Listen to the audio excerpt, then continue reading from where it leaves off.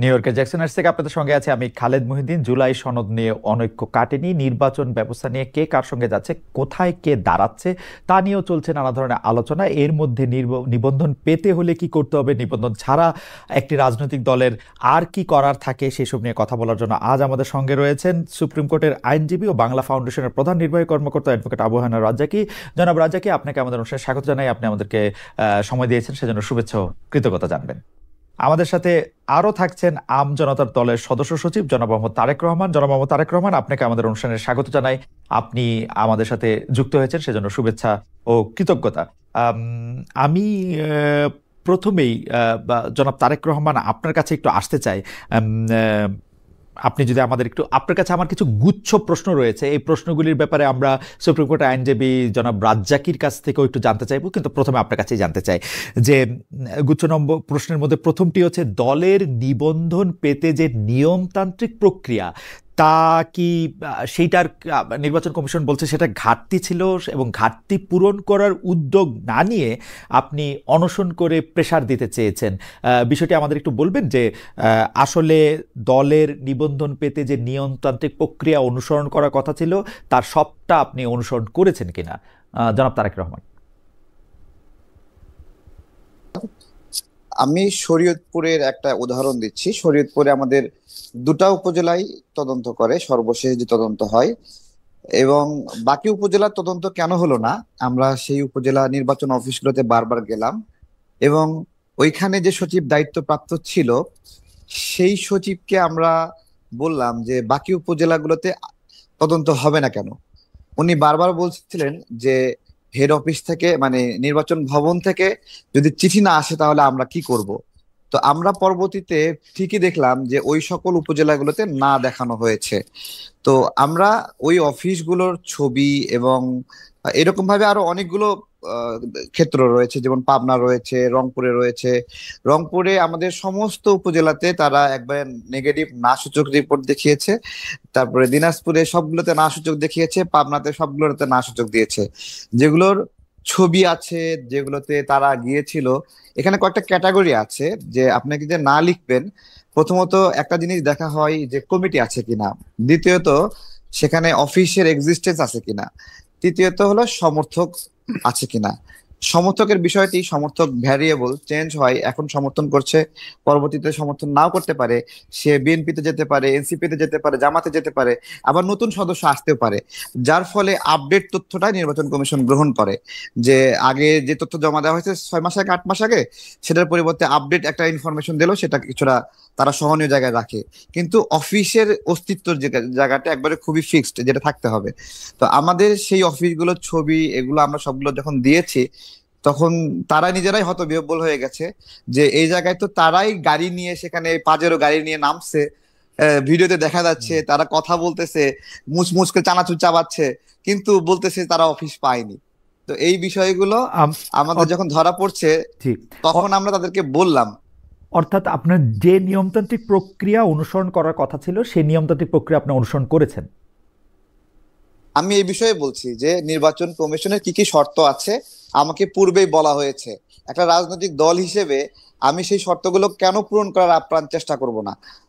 তাই না? আমার কিছু আমার না জনাব তারেক, চেষ্টা একটা জিনিস, পূরণ করা আরেকটা জিনিস। আপনি কি পূরণ করেছেন? আমি কেন, হ্যাঁ, আমি কেন পূরণ করব না? আমার বিভিন্ন ক্ষেত্রে পার্থক্য হতে পারে। যেমন আমার রাজশাহী জেলায় যে দায়িত্বশীল আছে, সে আমাদের এখানে পার্টি অফিস যেটা নিয়েছে, সেই পার্টি অফিসে সে বসে থাকে সব সময়, কিন্তু সে একটা ফটোকপি মেশিন নিয়ে মানুষকে সার্ভিস দেয়, ফটোকপি করে দেয়। তো এখানে একটা ভুল ধরেছে তারা, ঠিক আছে, যে এটা একটা সমস্যা হয়েছে। নির্বাচন কমিশনের ব্যাপারটা জনাব তারেক, নির্বাচন কমিশনের ব্যাপারটা আলাদা থাক। আপনি আমাদের বলেন যে আপনি নিয়মতান্ত্রিক প্রক্রিয়া মানে সম্পন্ন করতে পেরেছেন কিনা। আমাদের সব মিলে 43টি জেলায় কমিটি রয়েছে, 34টি জেলায় অফিস রয়েছে। নির্বাচন কমিশনের লাগবে হলো 22টি। তারা 22টি তদন্ত করে আমাদের 20টি সঠিক পেয়েছে এবং 2টি সঠিক পায়নি তাদের চিঠি অনুযায়ী। আমার কথা হলো, আমার তো 34টি জেলায় অফিস রয়েছে, তারা আরো অন্য অপশন গুলো গ্রহণ করলো না কেন? ওকে, আমি যদি আপনার কথা বুঝতে পারি যে আপনি নির্বাচন নিয়মতান্ত্রিক যে প্রক্রিয়া, মানে নিবন্ধন পাওয়ার, সেটা আপনি অনুসরণ করেছেন, তাই তো? জি জি জি। আচ্ছা, এইটা আমরা একটু মনে রাখি যে আপনি নির্বাচন নির্বাচন কমিশনে নিবন্ধিত হওয়ার যে প্রক্রিয়া ছিল সেই প্রক্রিয়ার নিয়মতান্ত্রিক প্রক্রিয়া আপনি অনুসরণ করেছেন। আহ, সেই প্রক্রিয়া অনুষ্ঠিত হওয়ার পরও যেহেতু আপনি নিবন্ধন পান নাই, সেজন্য আপনি অনশন করে একটা প্রেশার দিতে চাইলেন। আমাদের প্রশ্ন, এই অনশনটা আপনি একা করলেন কেন? আপনার দলের আর কেউ এতে অংশ নিলেন না কেন? দ্বিতীয় প্রশ্ন আর কি এটা। জি, প্রচলিত ভাবে আমি দেখতাম যে অনেকগুলো রাজনৈতিক দলই নিবন্ধন না পেলে তারা 20 জন, 25 জন, 30 জন এরকম যায় একটা ব্যানার ধরে মিছিল করে। তারপরে মিছিল করে সেখান থেকে আধা ঘন্টা প্রতিবাদ করে সেখান থেকে চলে যায়, যেভাবে থাকে সেভাবেই থাকে।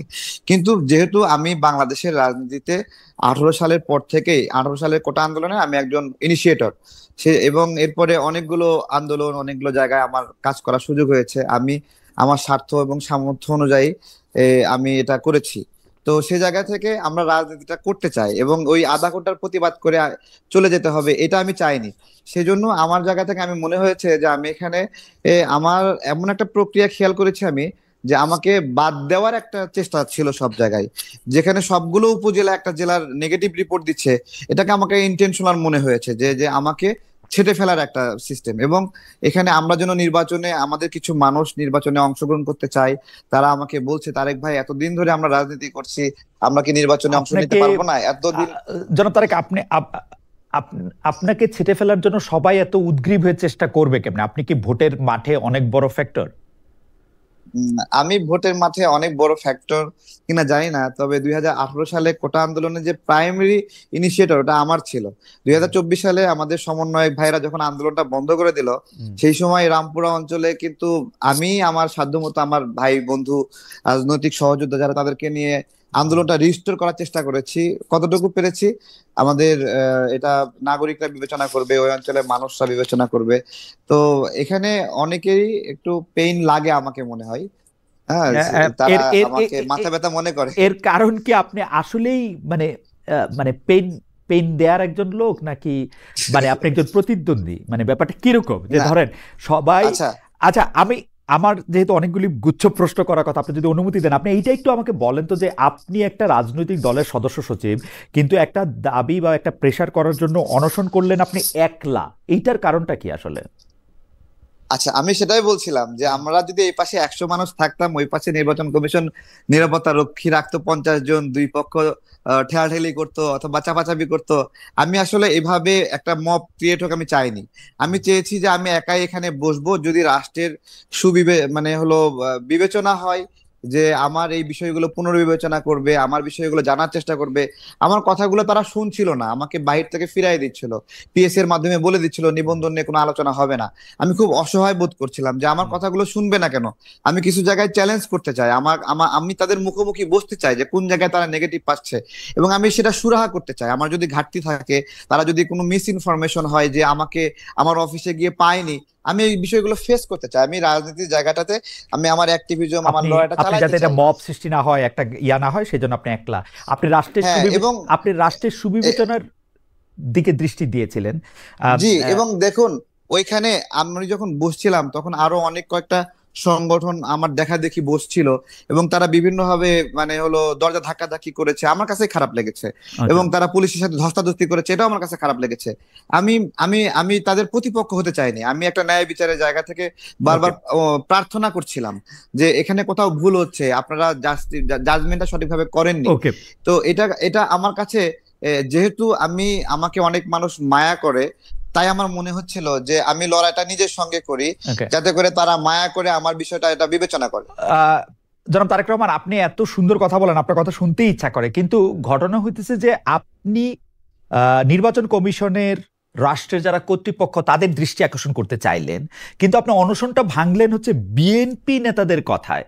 বিএনপি নেতারা আপনার কি আশ্বাস দিল? বিএনপি কি আশ্বাস দেওয়ার ক্ষেত্রে, মানে তারা তো ক্ষমতায় নাই, মানে বিএনপি নেতা জনাব সালাউদ্দিন আহমেদের কথায় আপনি অনশন কেন ভঙ্গ করলেন? মানে তারা কি আপনাকে আশ্বাস দিল যে ঠিক আছে, আপনি অনশন করছেন, আমরা ক্ষমতায় আসলে আপনাকে কোনো কিছু একটা ব্যবস্থা করব, ওরকম কিছু? খুব ভালো বলেছেন। দেখুন, বিএনপি যে সকল নেতৃবৃন্দকে নির্বাচনের জন্য বিভিন্ন আসন ফাঁকা রেখেছে, আমি মনে হয় তাদের আপনার হলো চেক লিস্টের মধ্যে নাই। হুম ঠিক আছে, সুতরাং তাদের কাছ থেকে অনেক বেশি ফেভার চাওয়ার বিষয়ে আমি বারবার বলে আসছিলাম, আমরা একটা মার্কা চাই, যে মার্কা নিয়ে নিজেরা নির্বাচন করতে চাই, হুম আমাদের বন্ধুরা করতে চায়। এবং বিএনপির যে বিষয়টা এনেছেন, যে বিএনপি এখানে করে দেবে কিনা, প্রথমত আমি আপনার হলো এখানে খুব করে চেয়েছিলাম যে কোনো রাজনৈতিক দল এসে চাপ সৃষ্টি করে আমার নিবন্ধনটা নিয়ে দেখে, এটা আমি চাইনি। ঠিক আছে। এবং ইলেকশন কমিশন থেকেই বারবার একটা কথা বলেছিল যে আমাদেরও ভুল হতে পারে, আমাদের অফিসাররাও ভুল করতে পারে, তারেক চাইলে আপিল করতে পারে। ঠিক আছে। এই বিষয়টি আমাকে সালাউদ্দিন ভাই প্রথমে এসেই বলে, তোমাকে তো আপিল করার সুযোগ দিয়েছে, তুমি আর কত নিজের কষ্ট দিবা। ঠিক আছে। আর হলো আমি আসলে হতবিহ্বল হয়ে গিয়েছিলাম, সালাউদ্দিন ভাই আসছে, তো আমি তো ওনাকে অনেক রেসপেক্ট করি।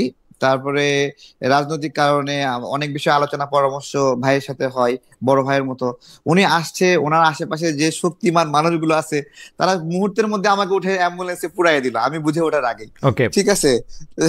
মানে তো এইটা আমি এইটাও আসলে এইটাও প্রায় বোঝাই গেল। জনাব তারেক রহমান, আপনাকে ধন্যবাদ। আমি আপনার কাছে আবার আসব এবং আমি একটু অ্যাডভোকেট রাজ্জাকের কাছে জানতে চাইবো যে অ্যাডভোকেট রাজ্জাকে, আমি দুই একটা জিনিসের মানে মূল প্রশ্নে যাওয়ার আগে আমি এই বিষয়ের দুই একটা জিনিসের জন্য আপনার সাহায্য চাই। একটা কথা হচ্ছে যে আপনি কি মনে করেন জনাব তারেক রহমান নিবন্ধন পাওয়ার জন্য যে শর্তগুলি ছিল সেই শর্তগুলি পূরণ করেছেন, তারপরও তাকে নির্বাচন করতে দেওয়া হয় নাই, বা সরি ধন্যবাদ। নিবন্ধন পাইতে দেওয়া হয় নাই? মানে আপনি এটাকে কিভাবে দেখছেন? ধন্যবাদ খালেদ ভাই আপনাকে এবং তারেক। আপনাদের দুইজনের সাথেই আমার এই দেখা হইলো মুখোমুখি পর্দায়। তো যাই হোক, আপনার দর্শক শ্রোতা সবাইকে শুভেচ্ছা। ইনফ্যাক্ট তারেক যে কথাগুলো বলল, তার ভিতর সে নিয়ম মাফিক সবকিছু করার চেষ্টা করছে এবং কিছু অফিস তারা ভিজিট করছে, যেটা যেভাবে করা দরকার। কোথাও কোথাও যায়নি, আবার কোথাও কোথাও থাকা সত্ত্বেও বলছে যে no no no column fulfil করে দিতে তারেকের বক্তব্য। এবং তারেকের বক্তব্যে একটা জিনিস একেবারে পরিষ্কার, যে সে দৃঢ়চিত্তে কিন্তু বলতে পারেনি যে I have fulfilled all the requirement. মানে একেবারে 100% বলতে যা বোঝায়, সেখানে সে বলছে যে হয়তো হয় নাই। আর টোটাল বিষয়টাই in between the demand of the election commission এবং তার নিজস্ব প্রস্তুতি, দুয়ে মিলে। এখন নির্বাচন কমিশনের শর্ত সে পূরণ করবে। আর যদি এমন বিধান আছে না, নর্মাল কোর্সে যেটা হয়, কারণ আমি তারেকের এই বিষয়টা বেশ অনেকদিন ধরেই শুনতেছি, তার এই নিবন্ধন সংক্রান্ত, সেক্ষেত্রে যদি ধরেন কিছু ফুলফিল না করে থাকে, তাহলে তাকে টাইম টু টাইম বলা উচিত ছিল যে তোমার এই রিকোয়ারমেন্টটা ফুলফিল হয় নাই, তো তুমি এটা করো। তারপরে সেগুলা বলা উচিত ছিল, বা বলে সাধারণত। এখন প্রশ্ন হচ্ছে, তারপরে যদি না দিয়ে থাকে এবং যদি in accordance with the demand or rules অনুযায়ী যদি কিছু বাকি থাকে, যেটা শর্ত পূরণ না করলে দিবে না, সেক্ষেত্রে নির্বাচন কমিশন তাকে অফিসিয়ালি জানাইছে কিনা আমি জানি না, না জানায় থাকলে জানানো উচিত ছিল যে এই এই এই এই শর্তে একটা ওকে, নিবন্ধন হয় এবং তার ভিতরে এটা গ্যাপ আছে, সুতরাং তুমি এটা পাচ্ছ না। যদি না পেয়ে থাকে তখন ওই ডিমান্ড, তখন সে যেহেতু অনশনের পথ বেছে নিছে, তার সাথে একটা তার বিনয় প্রকাশ পাইছে যে হ্যাঁ, যে তার রাজনীতি করতে একটা ইচ্ছুক, প্লাস সে একটা রাজনৈতিক দল হইতে ইচ্ছুক, কোন দলের সাথে সম্পৃক্ত হইতে ইচ্ছুক না।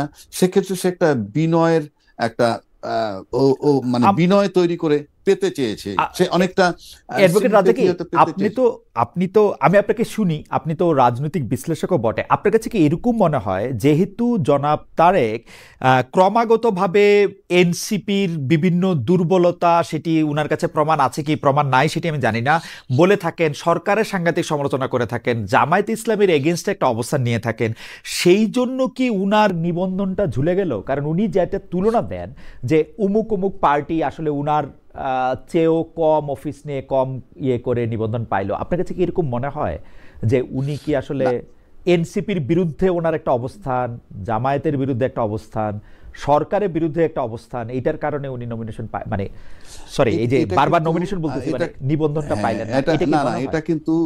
এটা কিন্তু আমার কাছে, আমি যদি বলি এটা হাইপোথেসিস হবে, কারণ এটা পিওরলি এটা আমার পক্ষে বলা খুবই কঠিন। এই কারণে আমি কি করে বলবো, এটা একমাত্র যেমন ধরেন এই যে আমরা একটা কথা বলি যে জুলাই চেতনা ধারণ করে কারা, ফর এক্সাম্পল এই যে জুলাই চেতনা ধারণ করে কারা, এটা নাম্বার 1 যে ব্যক্তি ধারণ করেন তিনি, নাম্বার 2 এই ব্যক্তি যে ধারণ করেন এটা যারা বিশ্বাস করে। দুইটা ব্যাপার এখানে। আমি যেমন ফর এক্সাম্পল তারেক জুলাই চেতনা ধারণ করে, এটা তারেকের বক্তব্য ধরে নিলাম আমি, সে ধারণ করে। আর ইন এডিশন আমি যদি বিশ্বাস করি যে সে জুলাই চেতনা ধারণ করে, তাহলে দুয়ে মিলে সোনায় সোহাগা। এখন জামাতের কারণে পাচ্ছে কিনা এটা ফিল করবে কিন্তু তারেক, এবং এনসিপি বিরোধিতা করে সেজন্য কিনা সেটা ফিল করবে তারেক, সরকার তার বিরোধিতা করে কিনা ফিল করবে তারেক। আপনার পিছনে ডক্টর অ্যাডভোকেট রাজাকে আপনার পিছনে অনেকগুলি বই দেখতে পাচ্ছি। এই আইনের বইয়ের মধ্যে কিন্তু সার্কামস্টেন্সিয়াল এভিডেন্সটা একটা বড় জায়গা নিয়ে আছে।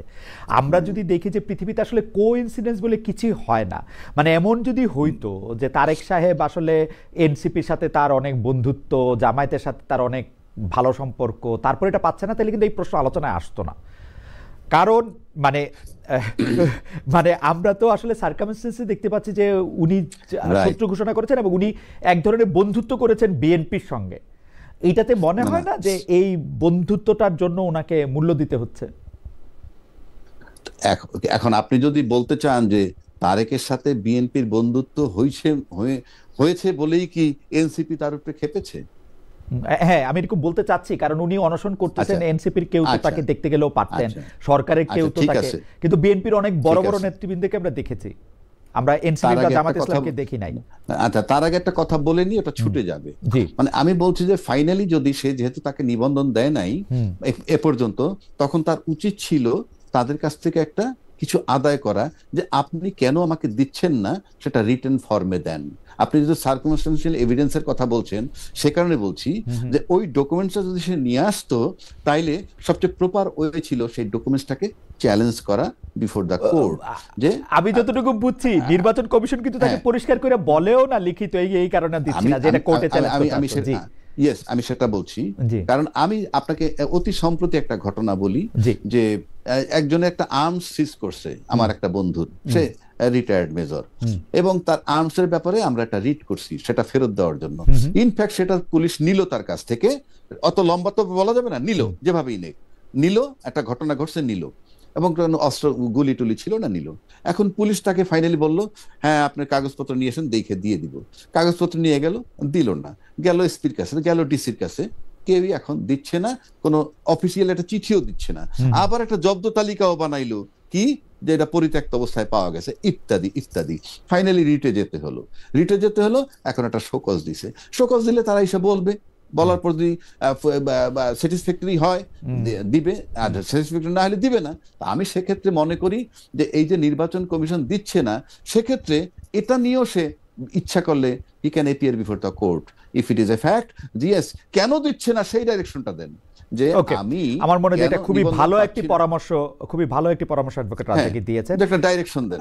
জি, এই ডাইরেকশনটা নিয়ে এখন উনি যাইতে পারেন, মানে যাইতে পারে। আরেকটা বিষয় আপনি বলছেন যে ওই যে এনসিপির বিরোধী কিনা সে, মানে এনসিপি তাকে তার বিরোধী মনে করে, বিরোধী, হ্যাঁ, উনি সুন্দর করে মিষ্টি ভাষায় সাংঘাতিক অভিযোগ এনসিপির বিরুদ্ধে করেন, মানে সুন্দর করে হেসে মানে কে তারেক করে, হ্যাঁ এনসিপি। আচ্ছা, আমি বলি, এখন প্রশ্ন হচ্ছে এনসিপির সে বিরোধী কেন করতেছে সেটাও কিন্তু আমার জানা নাই, আর যে তার পক্ষপাতিত্ব করে সেটাও আমার জানা নাই, 1 নম্বর। 2 নম্বর হচ্ছে, আমরা যদি আমি ব্যক্তিগতভাবে আপনি আমাকে জিজ্ঞেস করেন, আমরা কিন্তু জুলাই চেতনায় সবাই বিশ্বাসী, মানে আমরা আন্দোলন করেছি, দলমত নির্বিশেষে আমরা সবাই বলি। আপনি তো আইনের ছাত্র, না আমি সাংবাদিকতার ছাত্র, সাংবাদিকতা না, বাট আপনি আমরা সবাই আইনের নিচেই আছি আর কি, সেই হিসাবে বলতে পারেন। হ্যাঁ, আইনের ভিতরে আছেন এক, আপনি ম্যাজিস্ট্রেসিতে ছিলেন এক, তারপরে আপনি আপনাকে আইন ডিল করতে হয়, এবং সাংবাদিকরা কিন্তু ভালো আইন বোঝে। সেক্ষেত্রে আমি বলছি যে জনের একটা rape case for example, victim বা আপনি 326 একজন কোপ দিয়ে হাত কেটে ফেলছে, সেই ভিকটিম কিন্তু জীবিত। এখন কোর্টে যদি সেই ভিকটিমও দাঁড়ায়, আর ডকে যদি 10টা আসামি দাঁড় করায়, তখন ভিকটিম যদি বলে যে কে তাকে কোপ দিছে, ভিকটিম কিন্তু বলতে পারে যে কোপটা কে দিছে, যদি দেখাইতে পারে কেন কোপ দিছে, সেটা সেকেন্ড কোশ্চেন। এই যে কোপটা দিছে মিস্টার এক্স, এখান থেকে তার ছুটে যাওয়া খুব কষ্ট, সেই অর্থে ওকে বলছি। ওকে এখন এখন জুলাই আন্দোলন যারা আমরা করছি, আপনি শুনে নেন, জি জুলাই আন্দোলন যারা আমরা করছি, সেখানে জুলাই আন্দোলনের যাকে তাড়ানো হয়েছে আন্দোলনের নামে, সে কিন্তু ভিকটিম এবং তিনি কিন্তু জীবিত আছেন। হুম তো she is only the authority. উনি যাকে বলবেন যে জুলাই আন্দোলনে কাদের রোল সবচেয়ে বেশি ছিল, সেই বোধহয় জুলাই চেতনার পক্ষের সনদটা পেতে পারেন না অ্যাডভোকেট আমার রাজ্জাকে কাছে মনে অ্যাডভোকেট হয়। রাজ্জাকে আমি আসলে আপনার এই বক্তব্যের সাথে বিনয়ের সাথে ডিফার করি, কারণ আমরা এই বাংলাদেশেই মানে আপনি যেহেতু আমার একটু ম্যাজিস্ট্রেসি পরিচয় দিলেন, আমরা দেখেছি যে ভিকটিমও অনেক সময় তার আসল শত্রুকে ফাঁসানোর জন্য অনেক রকম করে সত্য মিথ্যা বলে, মানে ভিকটিম যে সবসময় সত্য বলে ব্যাপারটা ওরকম নাও হইতে পারে আর কি। সেই জন্য আমি এই কথাটা, এই একটা ছোট্ট কেভিয়েট দিয়ে রাখলাম, এই একটা ছোট্ট কেভিয়েট আমিও দিয়ে রাখি।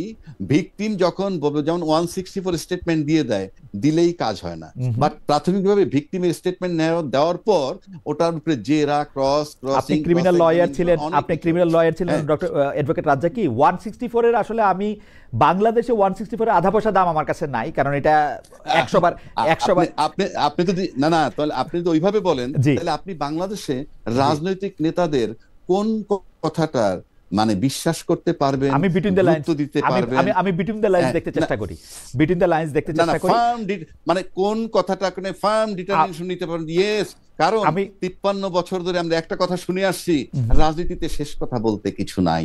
এই যে শেষ কথা বলতে কিছু নাই, this term is not acceptable. পৃথিবীতে কোনো কিছুতেই শেষ কথা বলে কিছু নাই, ছোট গল্পেও নাই, রাজনীতিতেও নাই, অর্থনীতিতেও নাই, সমাজনীতিতেও নাই, বিবাহ নীতিতেও নাই, প্রেমেও নাই, কোথাও নাই ভাই। এটা আসলে বলা হয়, এটা বলার জন্যই আমি আসছি আপনার কাছে। খালেদ ভাই একটু দ্বিমত করছি আপনার সাথে। আর কোথায় শেষ কথা আছে বলেন আপনার, আর কোথায় শেষ কথা? না আমি একটা কথা বলি, বলি আপনি, আপনার ফ্যামিলি লাইফ আছে, আমার ফ্যামিলি লাইফ আছে।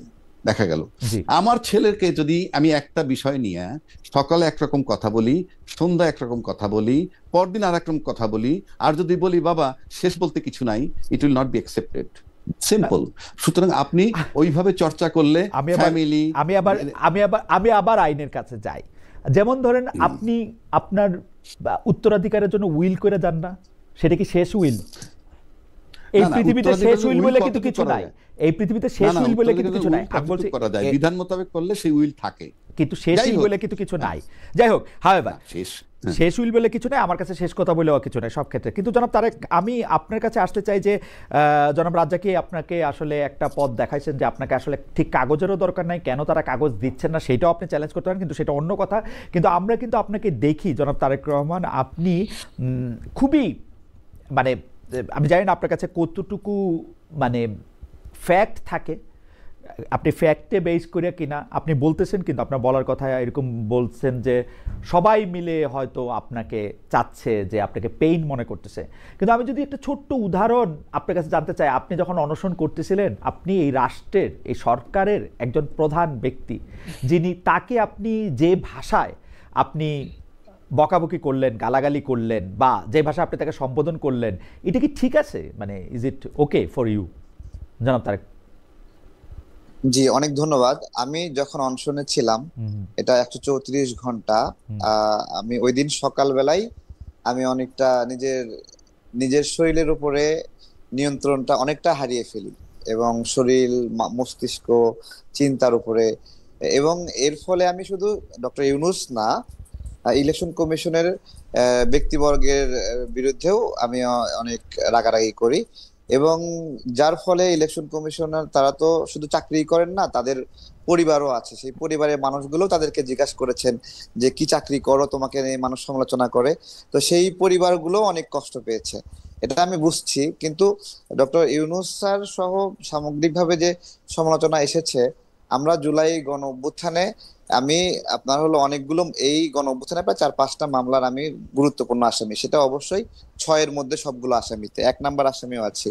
কিন্তু এই গণ অভ্যুত্থানে কারাবন্দীদের নিয়ে সরকার একটা প্রোগ্রাম করে, এবং দেখেন আমাকে এতটুকু অপছন্দ করে যে আমাকে সেই কারাবন্দীদের প্রোগ্রামে মানে মিনিমাম দাওয়াতটুকু দেওয়া হয়নি, বা যাওয়ার সুযোগটুকু দেওয়া হয়নি। এরকম আরো অনেকগুলো বিষয় রয়েছে। আমরা জুলাই গণ অভ্যুত্থানে অনেক ভালো ক্ষতিগ্রস্ত হওয়ার ফলেও, ভালো ক্ষতিগ্রস্ত মানে এত বেশি নিপীড়ন হয়েছে, আমার দাঁত এটা কিন্তু ভাঙা, কিন্তু এটা র্যাবের ডিজি ওই সময় ঘুষি মারতে মারতে আমাকে অজ্ঞান করে ফেলে। এবং সেই সময় আমার এই দাঁতটা মানে অর্ধেক ভেঙে যায়। না না জনাব তারেক, এ তো জনাব তারেক, ঠিক এগুলি আছে, এগুলি মোটামুটি আমি আপনার মুখে এগুলো শুনেছি যে বলছি। আপনি না আমাকে না বলেন তো এগুলো আপনাকে বলছি, অপছন্দ করার কারণ কি? আপনি সেটাই তো হ্যাঁ কারণটা কি? সেটাই বলছি, জি সেটাই বলছি। আমি সার্বিকভাবে যখন ইলেকশন কমিশনে ফেস করছিলাম তদন্ত, তখন আমি মনে হচ্ছিল যে কোনো দৈত্যের সঙ্গে আমি ফেস করতেছি, এবং আমি কোনো মানে বড় এমন একটা দেয়াল আটকায় দেওয়া হয়েছে যে দেয়ালটা আমার পক্ষে পার হওয়া সম্ভব না, এবং এটা রাষ্ট্রীয় মানে রাষ্ট্রীয় পৃষ্ঠপোষকতা এই বাধাটা দেওয়া হচ্ছে, আমার কাছে এরকম মনে হচ্ছে। এবং আমি 134 ঘন্টা এখানে বসে আছি এবং কেউ কোনো রেসপন্স করার প্রয়োজনীয়তা উপলব্ধি করছে না। আমার কষ্ট হচ্ছে, আমার পেটে ব্যথা হচ্ছে, আমার মস্তিষ্কের মনে হলো মানে নিউরন গুলো মনে হয় ছিঁড়ে যাচ্ছে, বাট নো ওয়ান রিসপন্ডিং মি। তখন ওই রাগান্বিত অবস্থায় এই ধরনের একটা স্টেটমেন্ট চলে আসে। ওকে। এরপরেও আমি আমি আমি পরে যখন শুনছিলাম, তখন আমার কাছেই মনে হচ্ছে যে এভাবে বলা মনে হয় আমার ঠিক হয়নি। কিন্তু আপনি এনসিপির সদস্যদের বিরুদ্ধে অনেক সময় যারা উপদেষ্টা আছেন তাদের বিরুদ্ধে আপনি যেগুলো অভিযোগ করেছেন সেসব অভিযোগগুলি কি হিয়ারসে, নাকি আপনার কাছে কোনো রকম কোনো প্রমাণ আছে? যেমন আপনি উমুক এত টাকা চাঁদা পেয়েছে, চাঁদা নিয়েছে, উমুক এত টাকা খেয়েছে, উনি এইভাবে চাকরি দিয়েছেন, এইভাবে কিন্তু আপনি বলেন। এইটা কি আসলে আপনি প্রমাণ রেখে বলেন, একটা ঝগড়া বাঁধাতে বলেন? বিএনপি, আমি আপনি এই কথাগুলি বললে বিএনপির সুবিধা হয় এই জন্য বলেন? কেন বলেন আসলে এগুলা? আচ্ছা, আপনার হলো যদি এরকম হয়, এই সরকার আপনার দীর্ঘদিন থাকতে চায় এবং আমার এই সমালোচনা করার ফলে তাদের দীর্ঘদিন থাকাটা বাধাগ্রস্ত হয়, তাহলে তো বিএনপি লাভবান হবে এবং সেক্ষেত্রে বিএনপি খুশি হবে, হুম খুব স্বাভাবিক। হুম আর যে প্রমাণের কথা বলছিলেন, আমি একটা সুনির্দিষ্ট একটা আইটেম বলি। ওয়াসার যে নিয়োগ প্রক্রিয়া ছিল হুম একটা, সেখানে উপদেষ্টা নাহিদ ইসলামের নাম সুস্পষ্টভাবে লেখা ছিল যে তিনি কয়জনের নাম সুপারিশ করেছেন। আসিফ মাহমুদ তার পিএস এর মাধ্যমে কতজনকে নিয়োগের জন্য সুপারিশ করেছিলেন তার সুস্পষ্ট প্রমাণ সেখানে আছে। শুধু তাই না, আমি আরো আরো কিছু সুনির্দিষ্ট বলছি। একজন সচিব আছেন যিনি জেল থেকে একটা প্রতিষ্ঠান চালাচ্ছেন, আপনার হলো তাকে কয়েকশো কোটি টাকার একটা প্রজেক্ট আসিফ মাহমুদ দিয়েছে, ঠিক আছে? এবং আসিফ মাহমুদ দেখেন নিজে বলছে যে এই সময়ে এসে 10 থেকে 20 কোটি টাকা না হলে নির্বাচন করা যায় না। তাহলে সে এখন বলছে ঢাকা 10-এ নির্বাচন করবে। হুম। আমার প্রশ্ন হলো, তাহলে কি তার 10-20 কোটি টাকা সংগ্রহ হয়ে না না গেছে? এই সে এইভাবে তো অঙ্ক ঠিক মিলে না। আছে, প্রথম কথা আমি বলি, না অঙ্ক ওয়াসার অঙ্ক নিয়োগ মিলবে নিয়ে, না। ওয়াসার নিয়োগ নিয়ে আপনি জি, যে কথা বলেছেন যে একজন উপদেষ্টা বা একটা রাজনৈতিক দলের নেতা হিসাবেও যদি আমি চিন্তা করি বা একটা আন্দোলনের নেতা হিসাবে, উনারা কি মাস্টার রোলে 10 জন 20 জন 100 জন লোকের নিয়োগের কথা সুপারিশ করতে পারবেন না? উনারা তো ওয়াসায় যে আমি নিয়োগের কথা বলা হচ্ছে আরেকটা সেগুলি মাস্টার রোল, স্থায়ী চাকরি না, দেখুন, সেই কথাই বারবার বলা, মানে হ্যাঁ মানে সবচেয়ে বড় আমি দুর্নীতি হিসাবে। সেটাই আপনারা আপনারা অবশ্যই মাঝে মাঝে প্রেস ক্লাবে দেখেন হুম যে আউটসোর্সিং এর মাধ্যমে নিয়োগ পাওয়া লোকগুলো চাকরি হুম স্থায়ীকরণের জন্য আন্দোলন সংগ্রাম করে চাকরি স্থায়ী করে নেয়। এটা একটা স্বাভাবিক রাজনৈতিক নিয়োগ যেগুলোকে চাকরিতে স্থায়ী করা হয়। আমি শুধু ওই ওয়াসার বিষয়ে বা এগুলোর বিষয়ে না, আসিফ মাহমুদ একটা বক্তব্য দিয়েছিল 78,000 মানুষকে তারা কর্মসংস্থান দিয়েছে, নিয়োগ দিয়েছে। আমার প্রশ্ন হলো যে বিসিএস এর মাধ্যমে বা বিভিন্ন মাধ্যমে যে নিয়োগগুলো হয়, এই গণঅভ্যুত্থানের পরে খুব কমই ফেয়ারলি সেই রিক্রুটমেন্ট গুলো চালু ছিল। তাহলে 78,000 রিক্রুটমেন্ট উনি 3 মাস নিয়োগে, এই সরকার গঠনের প্রায় 3 থেকে 4 মাসের মধ্যে উনি বলেছিলেন যে এইরকম ভাবে হুম এই 78,000 নিয়োগ দিয়েছেন। আমার প্রশ্ন, সেটা কোন রিক্রুটমেন্টের মাধ্যমে দিয়েছেন এবং সেই জায়গায় বাংলাদেশের নাগরিকরা তাদের ফেয়ার প্রতিযোগিতার মাধ্যমে নিয়োগের অধিকার পেয়েছিল কিনা? ওকে। আহ, আহ, তবে আমার কাছে মনে হয় জনাব তারেক রহমান, আমরা যদি একজন রাজনীতিবিদ যখন আরেকটা রাজনীতিবিদের বিরুদ্ধে কোনো অভিযোগ করে, নিশ্চয়ই এইটার মধ্যে তার কাছে একটা ফেয়ার, মানে শুধু অনুমান না, তাকে দেখতে না পারা না, মানে তার কাছে একটা প্রমাণপত্র থাকবে। আমরা আগের রাজনীতি তো আর দেখতে চাই না আপনাদের মধ্যে, সেটাও কিছু আপনার তো একটু মনে রাখবেন। আছেই, জি আমি বলছি দেখেন, কিছু কিছু তো দুর্বৃত্তায়ন আছেই। হুম আপনার হলো সে তার আসিফ মাহমুদ তার পিএস কে যখন আহ, দুদকে তলব করলো, তার এনআইডি হুম কার্ড লক করলো, ঠিক আছে? তো এগুলো সব তো বায়বীয় না, ওকে। তাই না? এগুলো সবগুলো যদি বায়বীয় বলে দেন, তাহলে দুর্নীতির বিরুদ্ধে আর কেউ কথাই বলবে না। আহ, ঠিক আছে, আমি একটু অ্যাডভোকেট রাজাকে আপনার আর কাছে এটা কি আর জি এটা কি এক্স্যাক্টলি আপনার হলো একটা লোক ক্ষমতায় আছে, দায়িত্ব পালন করছে, এক্স্যাক্টলি তার বিরুদ্ধে আপনি অকাট্য দলিল, আপনি আপনার হলো পেন টু পেপারস আপনি পাবেন না। ঠিক আছে, অনেক কিছু না পাইলে আমি বলবো না কিছু, সীমে, না পাইলে আমি হ্যাঁ এরকম করে কিছু, তাকে দুর্নীতিগ্রস্ত কিন্তু বলবো না আর কি। না না না না, কিন্তু যে জিনিসগুলো, যে ছোট ছোট পয়েন্টস গুলো বের হয়ে আসছে, আপনি সেই পয়েন্টস গুলো নিয়ে আলোচনা করবেন নাকি মানে কাঁথা দিয়ে ঢেকে রাখবেন, না সেটা তো যেমন একটা আমি ডিসিশন একটা নিতে হবে। অনুষ্ঠানে, যেমন একটা অনুষ্ঠানে আমি শুনতেছিলাম যে আপনি বলতেছিলেন যে উমুক যে এত কোটি টাকা খায় দুবাইতে টাকা পাচার করছে সেটা আমি জানি, কিন্তু আপনি আসলে কি জানেন সেটাও যদি আমাদেরকে একটু বলতেন, আহ, দুবাইতে বা অন্য কোনো মানে দেশে, রাইট? না না, আমি আমি আপনাকে বলছি, আমি কোন উপদেষ্টা দুবাইয়ে টাকা পাচার করেছে এই ধরনের বক্তব্য দিইনি, এটা তো অন্য কেউ দিয়েছে। হুম বেসিক্যালি আরাফ খান অ্যারেস্ট হয়েছে, সেই বিষয়ে একটা নিউজ হয়েছে হুম যে আরাফ খানকে কোন একটা উপদেষ্টা টাকা পাঠিয়েছে বা হুম টাকা পাচার করেছে সেটা, কিন্তু এই স্টেটমেন্টটা আমি দেইনি, আমি নিউজে দেখেছি, এখনো দেই নাই।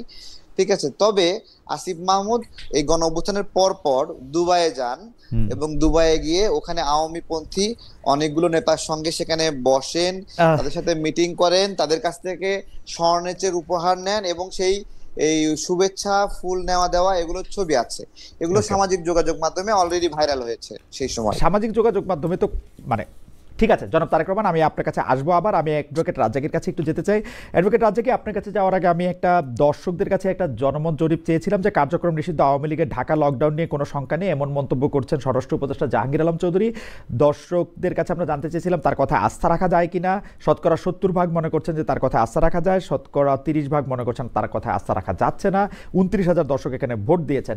আমি একটু অ্যাডভোকেট রাজ্জাকি আপনার কাছে জানতে চাইবো যে জুলাই সনদ নিয়ে অনৈক্য, গণভোট নিয়ে ভিন্ন মত, চলমান সংবিধান নাকি নতুন সংবিধান, এসব বিষয় যে ঝুলে আছে এগুলি নিয়ে অন্তর্বর্তী সরকার শেষ পর্যন্ত ঐক্যমত তৈরি করতে পারলো না কেন? জাতীয় ঐক্যমত কমিশন কেন হাল ছেড়ে দিয়ে বলা যায় বিদায় নিল? সার্বিকভাবে বিষয়টি কিরকম ভাবে দেখছেন বা কি দেখছেন আপনি? আমাদের আরো একটা প্রশ্ন আছে, আপনি যদি একটু সংক্ষেপে না, উত্তর আপনি তো দিতেন। জি। একবারে তো অনেকগুলো প্রশ্ন করলেন যে হুম, হুম। মানে এই সংবিধান না কোন সংবিধান। জি জি। আহ, বিষয়টা হচ্ছে, আমি সিম্পল আপনাকে যদি বলি, বর্তমান সরকারটা কিন্তু অন্তর্বর্তীকালীন সরকার, হুম এবং এই অন্তর্বর্তীকালীন সরকারটা আমার চেয়ে আপনি ভালো বোঝেন, বারবার বলি because I paying full respect to you, যে আপনি ভালো বোঝেন অন্তর্বর্তী সরকার হলো একটা সরকার চলে গেছে আর একটা সরকার আসবে, এর মাঝখানের সময়ের যে সরকার। হুম এবং অন্তর্বর্তীকালীন সরকার কিন্তু 2 দিন থাকুক আর 2 বছর থাকুক, পূর্ণাঙ্গ সরকার। এবং এই পূর্ণাঙ্গ সরকার, যার কথাটা কিন্তু আবার আমাদের যে সংবিধান যেটার কথা বারবার আমরা বলি, সেই সংবিধানের ভিতরে কিন্তু এখন এই মুহূর্ত পর্যন্ত অন্তর্বর্তীকালীন সরকার বলতেও কিছু নাই, তত্ত্বাবধায়ক সরকার বলতেও কিছু নাই। সুতরাং উনি অন্তর্বর্তীকালীন সরকার হিসেবে কাজ করতেছেন। যে সরকারের কথা বর্তমান সংবিধানটা, এক্সিস্টিং সংবিধানে বলা নাই, সে তো ওইটা অপারেট করতে পারবে না। কিভাবে পারবে, কিভাবে চালাবে সে?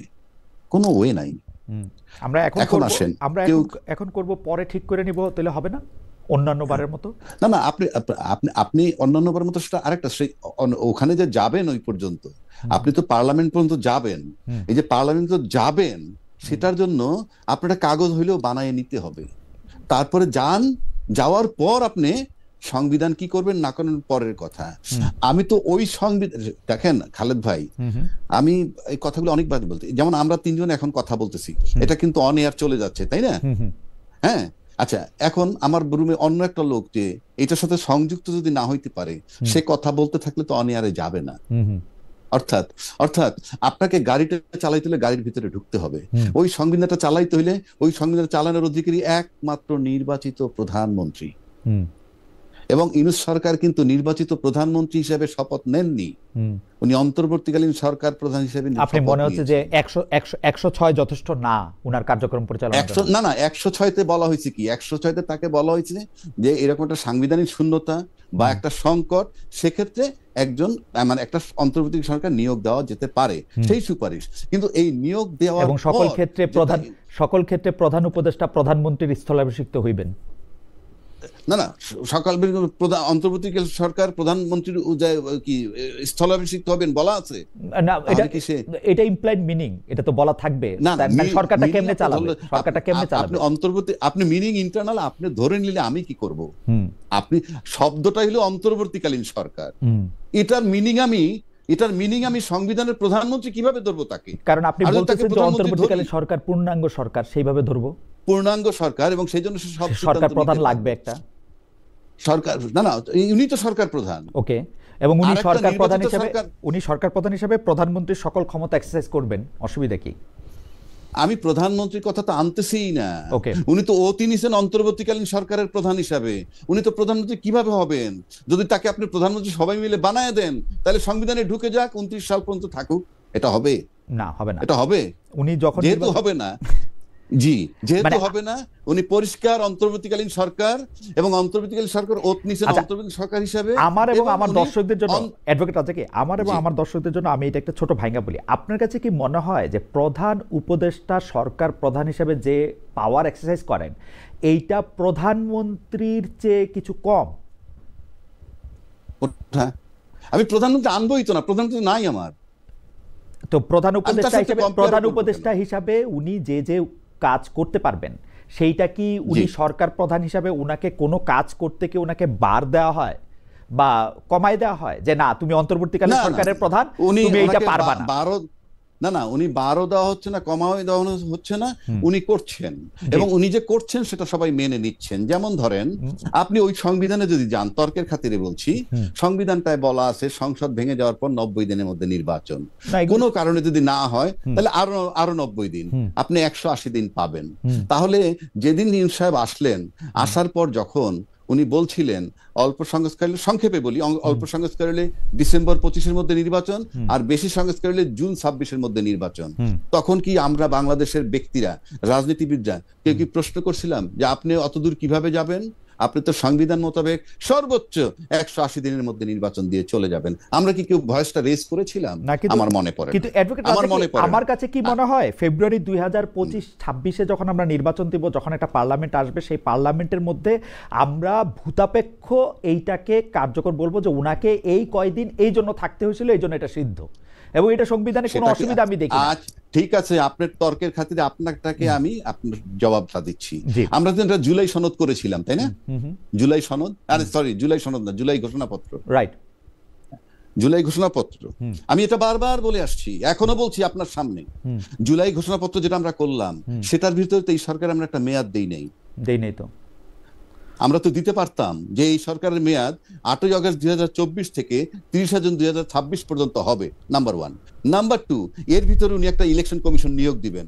নাম্বার 3, এর ভিতরে উনি একটা নির্বাচন করে চলে যাবেন। পারতাম তো, এখনো দেওয়া যায়, এখনো দেওয়া যায় জুলাই ঘোষণাপত্র সংশোধন হিসাবে। কেন দিচ্ছি না? না দেওয়াতে কি অসুবিধা হয়েছে? আপনার মেয়াদ দিত না, আপনি কিভাবে নির্বাচন? না, আপনি মেয়াদ নাই তো, কিভাবে? আপনি মেয়াদ নাই তো বলতেছেন, কিন্তু এটা একটা বিশেষ অবস্থা, পরবর্তী সরকার না আসা পর্যন্ত এই সরকার প্রধানকে কন্টিনিউ করতে হবে। এটা তো হচ্ছে মানে আপনি যদি Yes, আপনি যদি সংবিধানটাকে ভাঙতে যদি থাকেন তাই হয়, পরমাণুর মতো, কিন্তু হ্যাঁ, কোথাও একটা গিয়ে তো আপনার থামতে হবে আসলে। সেটাই বলছি, জি। যদি তাই হয়, আমি তো এডমিট করতেছি, সেটা কি অন্তর্বর্তীকালীন সরকার যে সিদ্ধান্ত নিতেছেন, এইগুলো সব অন্তর্বর্তীকালীন সংবিধান মোতাবেক, অর্থাৎ উনি ওই সংবিধানের বাইরে, উনি ওই সংবিধানে ঢুকতে পারছেন না, সেটা আপনি তো- ঢুকাইতে পারবেন না, ওনার নাম ওখানে নাই, না, সেইটা আপনি তো তাকে কিভাবে ঢুকাবেন? সুতরাং উনি এই যে ফেব্রুয়ারিতে নির্বাচন হচ্ছে, ওনার সিদ্ধান্ত অন্তর্বর্তীকালীন সরকারের অন্তর্বর্তীকালীন সংবিধান মোতাবেক, ওটা ওনার মাথা থেকে আসতেছে। আপনি এটারে বায়বীয় বলতে পারেন, অলিখিত বলতে পারেন, হোয়াট এভার ইট ইজ, সবাই যখন মেনে নিচ্ছে ওটাই সংবিধান। না, হ্যাঁ, ঠিক ওটাই আছে। সংবিধান। না, আমিও তো সেটাই বলতেছি, কিন্তু আপনি এটাতে কি সমস্যা দেখতেছেন? মানে আমি ঠিক বুঝতে পারতেছি না যে মানে আমরা কথাটা আমি সমস্যা দেখতেছি কোন জায়গায় সেটা বলি। জি, আমি সেটা বলেন। সমস্যা দেখতেছি, আর সবাই বলতেছে ওই সংবিধান মোতাবেক নির্বাচন হচ্ছে, ওই সংবিধান মোতাবেক হচ্ছে। যখনই আপনি ওই সংবিধানে যাবেন, তখনই তার নির্বাচনী সময় পার হয়ে গেছে, নাম্বার 1। নাম্বার 2, ওই সংবিধান মোতাবেক যদি প্রথম 90 দিনের মধ্যে নির্বাচন দেওয়ার কথা বলে থাকি, যে দেয় নাই, অথচ যে ইলেকশন কমিশন যে তার নিয়োগই হয়েছে কিন্তু 21 নভেম্বর 2024-এ, অথচ তাদের ওই সংবিধান মোতাবেক নির্বাচন দেওয়ার কথা 90 ডেজের মধ্যে হইলে 8ই আগস্ট 2024 থেকে 7ই নভেম্বর 2024-এর মধ্যে নির্বাচন দেওয়ার কথা ছিল। না, এই যে এই নির্বাচনটা সংবিধান মোতাবেক হইতেছে, এই কথাটা তো হচ্ছে 10টা কথার একটা কথা। আমি তো শুনতেছি এই নির্বাচনটা হইতেছে একটা জরুরি প্রয়োজনে, এই নির্বাচনটা হইতেছে জুলাই আগস্টের একটা অভ্যুত্থানের ফলে একটা অদ্ভুত অবস্থায়। এখানে শোনাশুনি ব্যাপার না, এটা রাষ্ট্র, কিন্তু হ্যাঁ, রাষ্ট্র, এটা কোনো সমিতি না যে আমি চালাই নিলাম। আপনি এটাকে এভাবে চালাই নিতে পারবেন না। এখন আপনি যদি গোজামিল দিয়ে নিয়ে যান, হ্যাঁ তো এই যে একটা নির্বাচন একটা যখন গণ দেয়, শোনেন, অভ্যুত্থানে তো আপনার অনেক আমি গোজামিল দিতে হয়েছে এমনিও। এই তো একটা গণ যখন অভ্যুত্থানে আপনি তো আপনার বলবেন গোজামিল একটা দিতে হয়েছে। আমার তো গোজামিলে ভালো কথা, প্রবলেম আপনি নাই, আমার তো গোজামিলে না না না প্রবলেম না না নাই। না, আপনি গোজামিলে প্রবলেম নাই মানে কি? তাইলে তো আপনি বলতে পারেন প্রথম যে এই আপনি আমাদের দেশে আরো অভ্যুত্থান হয়েছে, সামরিক অভ্যুত্থান হয়েছে, বেসামরিক অভ্যুত্থান হয়েছে, কিন্তু আমরা কি কোনো অভ্যুত্থানের পরে দেখছি এরকম যে বায়তুল মোকাররমের ক্ষতি পালায় যায়, যার পিছে লক্ষ না না, সেটা লক্ষ তো লোক আরেকটা নামাজ কথা হলো, পড়েছে? সেটা তো আরেকটা কথা না হলো। না না না, কেন আপনি বলবো না? আপনি আপনার আমাদের situation- দেশে যে অভ্যুত্থান হয়েছে, সেই অভ্যুত্থানে আমি কি বলি- হয়েছে আপনার আমি মনে করাই দিই। আমাদের এই আচ্ছা। অভ্যুত্থানের পরে কে সরকার চালাবে এবং এই সরকার চালানোর পরে কি হবে, সেই এক ব্যক্তির জন্য সংবিধান চেঞ্জ হয়েছে। বলেন কার? শুনেন, শাহাবুদ্দিন সাহেবের জন্য সংবিধান চেঞ্জ হয়েছে, উনি Yes, রাষ্ট্রপতি থেকে yes, আবার yes, প্রধান yes, বিচারপতিতে আসছি। গেছেন। আচ্ছা, সেখানে আসছি আমি। শাহাবুদ্দিন সাহেবের শুধু একটা মাত্র পার্ট ছিল যে উনি আবার পূর্বের পদে ফেরত যাবেন, এইটুকু অসাংবিধানিক। বাট তাকে যে ভাইস প্রেসিডেন্ট নিয়োগ দিছে, তার কাছে ক্ষমতা হস্তান্তর করছে, সব সাংবিধানিক। না না, সব সাংবিধানিক, সব সাংবিধানিক। শুধু তাকে ফেরত যাওয়াটা, শুনেন, ফেরত যাওয়াটা কেন? ফেরত যাওয়াটার সাথে আমার রাষ্ট্রের কোনো হ্যাম্পার হয় না। 3 দলীয় রূপরেখা, সমস্ত রাজনীতির একত্রে, আচ্ছা ঠিক আছে, ওনাকে ফেরত দেওয়া যাবে। আমাদের দেশের আমি এবার এই সিচুয়েশন মিলাই, জনাব রাজ্জাকী সাহেব, আপনি দেখেন আমাদের প্রধানমন্ত্রী পালায়ে গেছে, সরকার প্রধান এখন কে হবে? সুপ্রিম কোর্টের থেকে জিনিসটা জানতে চাওয়া হয়েছে। সরকার প্রধান হবেন প্রধান উপদেষ্টা, তিনি প্রধানমন্ত্রীর দায়িত্ব পালন করবেন, তিনি হচ্ছেন অমুক লোক হবেন। এই একটু জায়গায় সংবিধানের ব্যত্যয় হয়েছে। এটা আবার পরে সংবিধানে ঠিক করেও নেওয়া যাবে। এটা এমন কিছু জিনিস না। নির্বাহীর দায়িত্ব পালন করবেন জি, প্রধানমন্ত্রী রাষ্ট্রের প্রধান নির্বাহীর দায়িত্ব পালন করবেন। হ্যাঁ, রাষ্ট্রের প্রধান নির্বাহী, পার্থক্য কি প্রধানমন্ত্রীর দায়িত্ব আর প্রধান নির্বাহীর দায়িত্ব? আপনি তাহলে আপনি ইউনূস সাহেবকে কি প্রধানমন্ত্রী বলতে চান কিনা? আমি প্রধান উপদেষ্টাই বলতে চাই, নামে কিছু আসে যায় না। উনি প্রধানমন্ত্রীর দায়িত্ব পালন করেন। আপনি প্রধানমন্ত্রীর জায়গায় ঢুকাবেন কেমনে তাকে? ঢুকাইতেছি তো। উনি সরকার প্রধান, আপনি রিভলভারের বক্সে পিস্তল ঢুকাবেন কেমনে? না না না, ও তো আপনার সাথে তো আমি আইনি কূটতর্কে আমি যাব না, কিন্তু আপনি আমাকে এই কথা বলেন। This is not কূটতর্ক।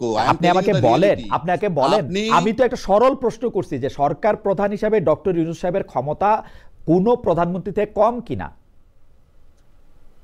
প্রধানমন্ত্রী কোন প্রধানমন্ত্রী? কোন প্রধানমন্ত্রী, বাংলাদেশে যত প্রধানমন্ত্রী হয়েছে তাদের কারো থেকে কম কিনা? না না না না না না না, আপনি অন্য প্রধানমন্ত্রী টানবো কেন? এটা তো বায়বীয় বিষয় না। আপনি যখন তুলনা করেন, আপনি তো একটা, হ্যাঁ, সরকারের প্রধান নির্বাহী, প্রধানমন্ত্রীও সরকারের প্রধান নির্বাহী। সরকার প্রধানমন্ত্রী নির্বাচিত সরকার প্রধান, আর ইউনূস সাহেব হইলেন 106 ধারার বিধান মোতাবেক, জনগণের ম্যান্ডেট মোতাবেক প্রধান নির্বাহী সরকারের, অন্তর্বর্তীকালীন সরকারের প্রধান। আমি অবশ্য আচ্ছা, আমার নাম রাজ্জাকী, আমার নাম মহিউদ্দিন বললে কাজ হবে? না না, সেইটা তো নামের ক্ষেত্রে ঠিকই আছে, মানুষের ক্ষেত্রে ঠিকই আছে, কিন্তু সরকার, আপনি একজনকে বলবেন তিনি হচ্ছে প্রধান নির্বাহী। আমি তো বুঝি আমি আপনাকে বলি সরকার প্রধান হিসাবে উনি কি পারেন না, যেটা মানে প্রধানমন্ত্রী হইলে তিনি পারতেন। আপনি বলেন তো কি পারেন না ডক্টর ইউনূস সাহেব? আপনি যেহেতু সে পূর্ণাঙ্গ সরকার এবং সরকার প্রধান, সুতরাং সংবিধান মোতাবেক, অর্থাৎ কোন সংবিধান?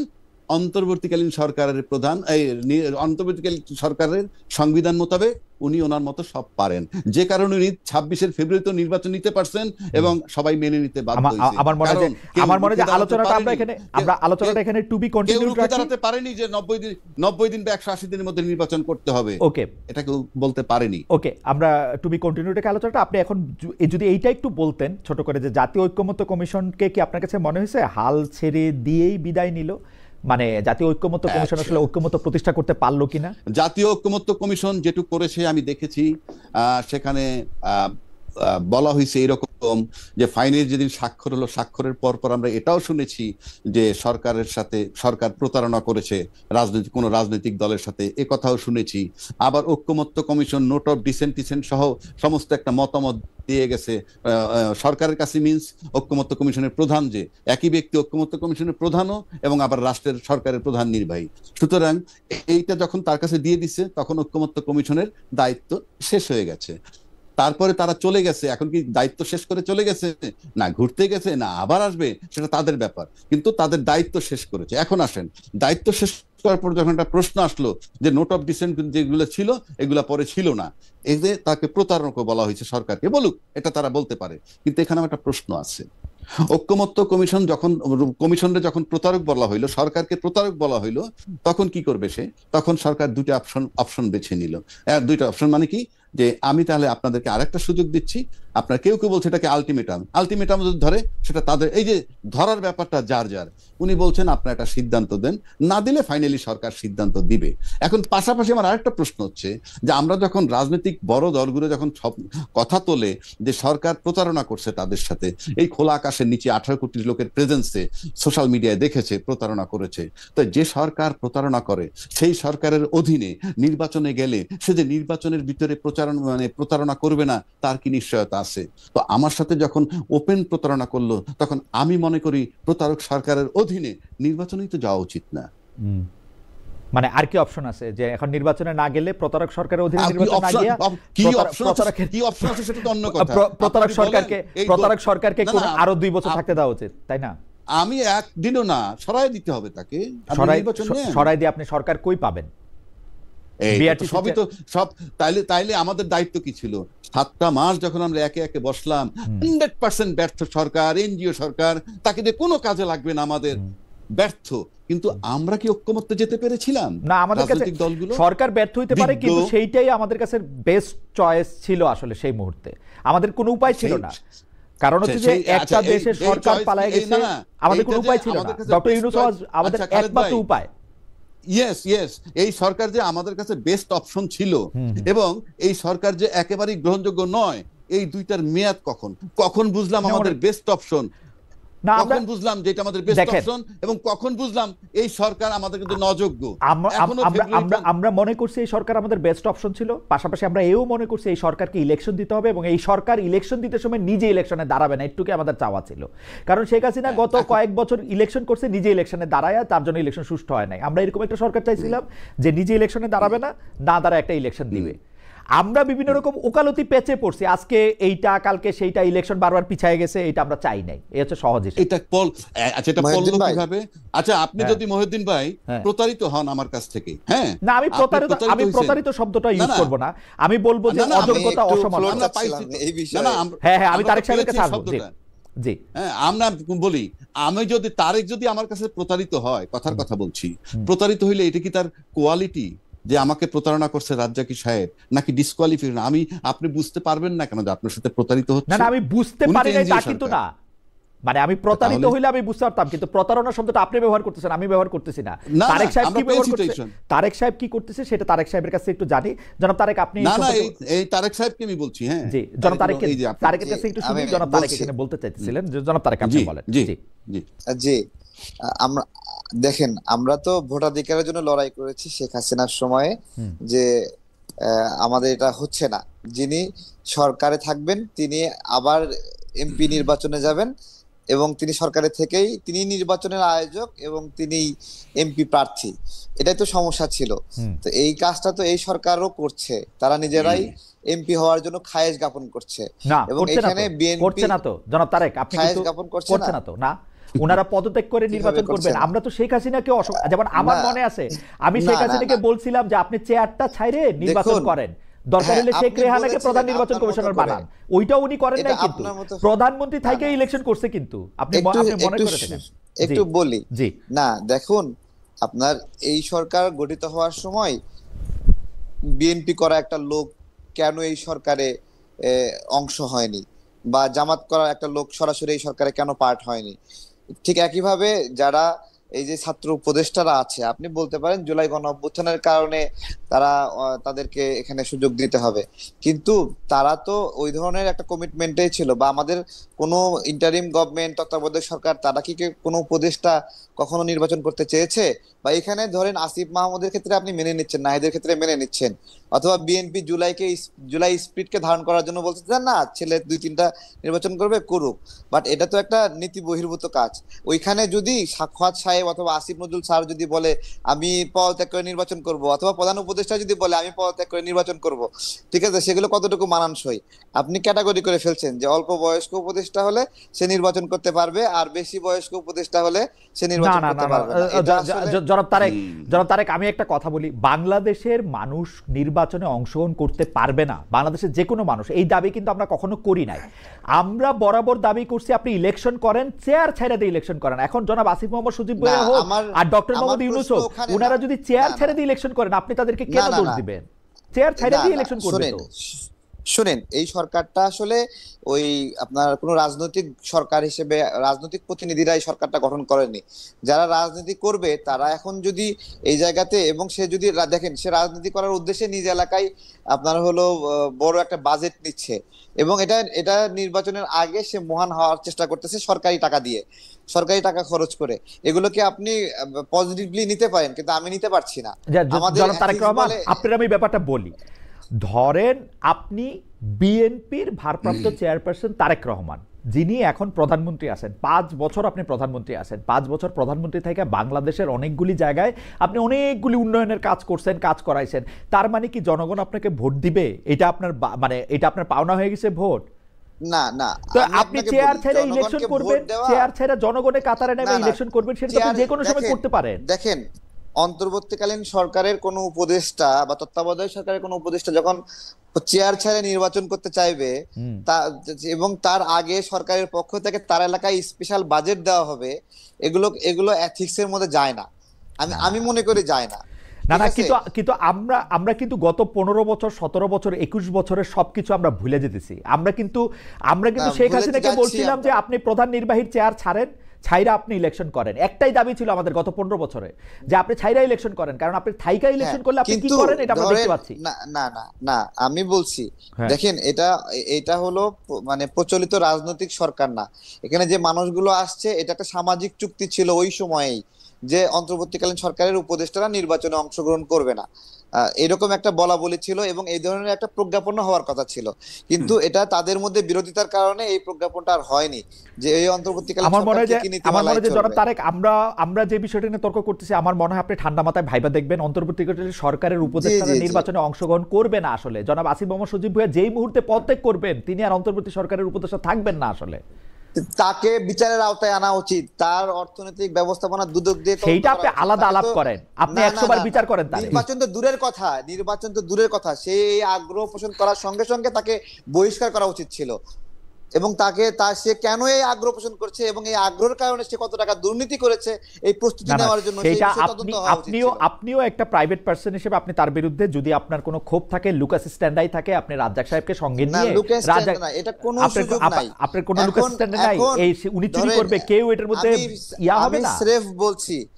স্রেফ বলছি, এখন এখন হয়তোবা তারা বিএনপির সঙ্গে যাবে, আমাদের সাথে বিএনপির বন্ধুত্ব আছে, থাকলেও আমরা এটা বিরোধিতা করব। এটা আমরা মনে করি এটা ন্যায় নয়, ঠিক আছে? না না, আপনার ন্যায়ের হিসাব দিয়েই তো পৃথিবীতে একমাত্র ন্যায়ের ডিকশনারি লেখা হবে না।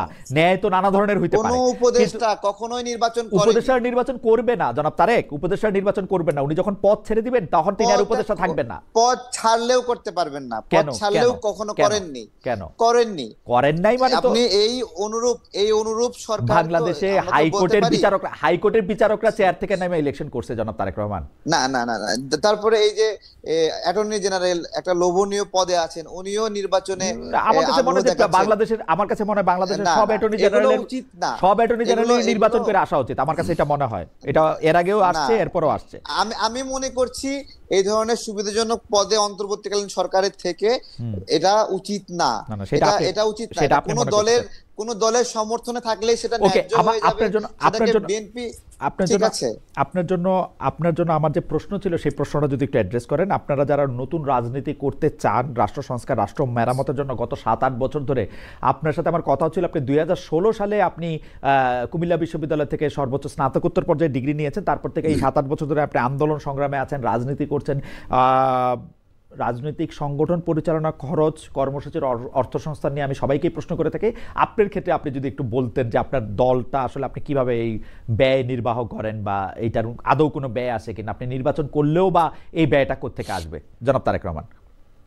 জি, অনেক ধন্যবাদ। আমাদের রাজনৈতিক প্রক্রিয়ায় একবারে ইনিশিয়ালি শুরু থেকেই এটা পুরাটাই মানুষের দান নির্ভর একটা। আমাদের প্রবাসী ভাইরা দান করতেন, তারপরে শিক্ষকরা, ব্যবসায়ীরা বিভিন্ন বিচ্ছিন্ন ভাবে। এবং একবার ইনিশিয়ালি কোটা সংস্কার আন্দোলনের সময়ের পরবর্তী যে সংকটগুলো আসছে, এটা পুরোপুরি বিকাশ, নগদ অথবা এই ধরনের ক্লাউড ফান্ডিং এর মাধ্যমে আমরা এটা কাজগুলো করেছি। এবং আমাদের গণ অধিকার পরিষদ যখন দুই ভাগে ভাগ হয়ে গেল, তখন আমরা এটাকে তখনও পাবলিক ডোনেশনের উপরেই আমরা নির্ভর ছিলাম। এবং আমি যেটা করতাম যে আমি সবসময় এটা তালাশে থাকতাম যে আমার নিজের একটা কর্মসংস্থান থাকবে। সে কারণে একবারে শুরু থেকেই ফল ব্যবসা করতাম। আমি প্রত্যেকটা সিজন আসতো, আমি প্রচুর পরিমাণে ফল বিক্রি করতাম বা মধু বিক্রি করি, সেখান থেকেও একটা ফান্ডিং হয়।